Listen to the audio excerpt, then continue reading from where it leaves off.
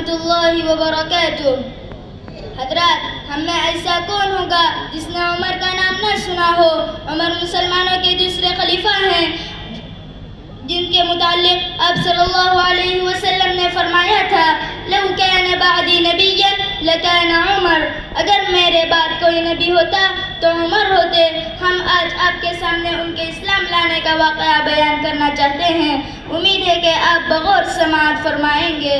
حضرت عمر رضی اللہ عنہ ہمارے پیارے نبی صلی اللہ علیہ وسلم کے دوسرے خلیفہ ہیں۔ مکہ کے جس خاندان قریش میں ہمارے نبی صلی اللہ علیہ وسلم پیدا ہوئے، اسی خاندان قریش میں حضرت عمر رضی اللہ عنہ بھی پیدا ہوئے۔ حضرت عمر رضی اللہ عنہ کے والد کا نام خطاب تھا۔ خطاب مکہ کے سرداروں میں تھے۔ مکہ میں بہت کم لوگ لکھنا پڑھنا جانتے تھے۔ حضرت عمر رضی اللہ عنہ لکھنا پڑھنا جانتے تھے اور بہت اچھا جانتے تھے۔ حضرت عمر رضی اللہ عنہ بہادر تھے اور بہادری کے ہر کام کرتے تھے۔ حضرت عمر رضی اللہ عنہ سمجھدار تھے اور بڑے تجربے کار تھے۔ مکہ میں اب لا الہ الا اللہ کی آواز بلند ہو چکی تھی۔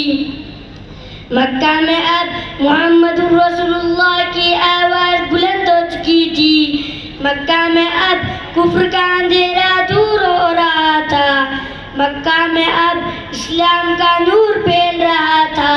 تو حضرت عمر رضی اللہ عنہ کے عزیزوں میں بھی اسلام کا نور چمکا۔ حضرت عزیزوں میں اللہ کے اچھے بندے لا الہ الا اللہ کہنے لگے۔ عزیزوں میں اللہ کے اچھے بندے محمد رسول اللہ کہنے لگے۔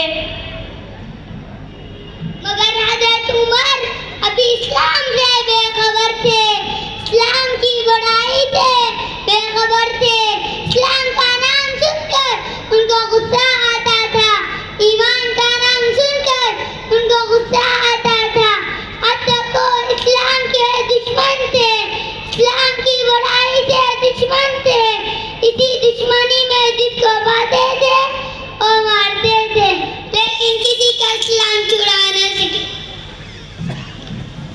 ایک روز غصے میں آ کر تلوار ہاتھ میں لی، تلوار لے کر رسول اللہ صلی اللہ علیہ وسلم کی طرف راہ لی۔ توبہ توبہ ہمارے حضور پر وار کرنے چلے، توبہ توبہ ہمارے حضور پر وار کرنے چلے۔ راستے میں حضرت نعیم ملے۔ نعیم نے پوچھا کدھر کو چلے عمر؟ عمر نے رسول اللہ صلی اللہ علیہ وسلم کا نام لیا اور اپنا کام بتایا۔ حضرت نعیم نے کہا پہلے اپنے گھر کی خبر لو، بہن کی خبر لو، پہلوی کی خبر لو۔ تم کو معلوم نہیں وہ اللہ پر ایمان لا چکے ہیں، رسول اللہ پر ایمان لا چکے ہیں۔ حضرت عمر راستے سے مڑے، راستے سے مڑ کر بہن کے گھر چلے۔ بہن قرآن پڑھ رہی تھی، اللہ کا فرمان پڑھ رہی تھی۔ عمر کی آہٹ پا کر چپ ہو گئی، چپ ہو کر قرآن چھپا لیا اور اپنا ایمان چھپا لیا۔ عمر نے بہن سے پوچھا تم کیا پڑھ رہی تھی؟ میں سن چکا ہوں تم اپنے پرانے دین کو چھوڑ چکی ہو۔ یہ کہہ کر بہنوی سے لڑنے لگے۔ بہنوی کو بچانے بہن آگے بڑھی، لیکن حضرت عمر نے بہن کو بھی خوب مارا اور اپنا غصہ خوب اتارا۔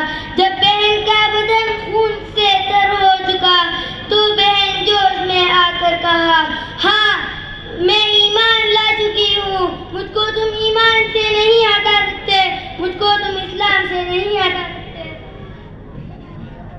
حضرات، جب بھائی نے بہن کے بدن سے خون بہتے دیکھا، خون بہنے پر بھی لا الہ الا اللہ پڑھتے دیکھا تو بھائی کی محبت میں جوش آیا۔ اللہ نے اپنا رحم دکھایا۔ بھائی نے کہا جو کچھ تم پڑھ رہی تھی مجھے سناؤ۔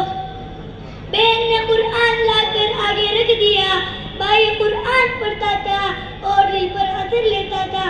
حضرت عمر رضی اللہ عنہ نے پکارا میں اللہ پر ایمان لاتا ہوں، میں رسول اللہ پر ایمان لاتا ہوں، اشہد ان لا الہ الا اللہ و اشہد ان محمد رسول اللہ۔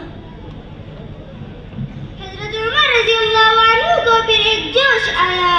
یہی جوش ان کو رسول اللہ صلی اللہ علیہ وسلم کے پاس لایا. ننگی تلوار اب بھی ہاتھ میں تھی مگر ایمان کی دولت اب ساتھ میں تھی.